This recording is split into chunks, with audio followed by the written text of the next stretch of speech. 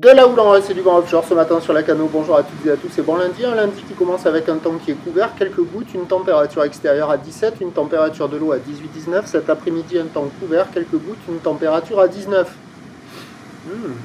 La marée, elle est actuellement en train de commencer à descendre. Le plein bas est à 14h10, des coefficients de 70 plus 2. Et sur ce début du descendant, le vent est offshore avec un secteur est faible à modéré. Il s'est bien levé par rapport à tout à l'heure. Un beau fort établi, des rafales à 2, le plan d'eau est ridé à lisse, les phases de vagues sont lisses, la houle est propre, elle n'est pas parfaitement en ligne, mais elle est jolie. C'est une houle longue, puissante, épaisse, creuse et qui gronde, de 14 secondes de période orientée ouest à ouest-nord-ouest, donnée à la hausse sur la bouée Tartachon-Gascogne à 3,10 m et 11 secondes. Et alors que la marée est haute, ça commence à peine à descendre, ça active un peu les bancs du large, donc ça veut dire que c'est costaud. Là, on a du 1m20, 1m50 en déferlement régulier, 1m80 à 2 mètres sur la majorité des séries. On commence à voir passer un petit 2,30 là, comme on a vu au large par instant. La barre est facile à franchir aux accalmies, les vagues sont sélectives à réserver pour des surfeurs confirmés avec des vagues qui sont puissantes et creuses. Il y a déjà une personne à l'eau, d'autres qui commencent à se présenter. J'ai fait la tournée des spots, on va voir un peu le nord du Banana.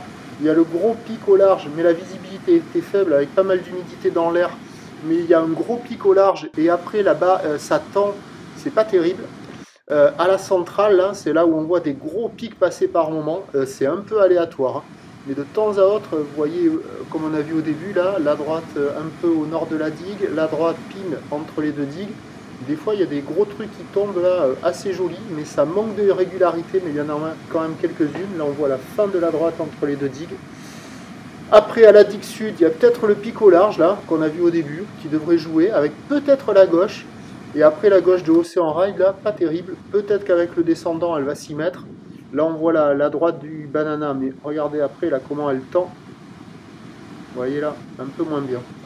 Donc note générale, je vais dire moins que la moyenne, ça vaut 2 sur 5 parce que ça ne marche pas partout. Mais peut-être qu'avec le descendant et le vent offshore, on aura des vagues au bord, des vagues au large, il faudra jongler. En tout cas pour les chargeurs qui aiment attraper des bouts tubulaires, là il y a de quoi faire et je pense que c'est du côté de la centrale que ça va jouer.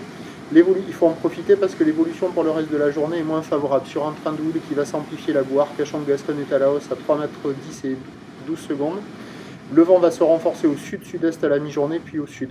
Donc les prévisions à 13 h, on devrait avoir du 2, 2,50, ou d'ouest à ouest-nord-ouest, 13 secondes de période, vent de sud-sud-est 3,4. Et à 17 h, on attend 2,50 à 3 mètres, ou d'ouest à ouest-nord-ouest, 13 secondes de période, vent de sud 4,5. Le meilleur créneau, c'est ce matin. Et voilà, tôt ce matin, là, avant que ça soit trop bas, pour scorer quelques vagues tubulaires au bord.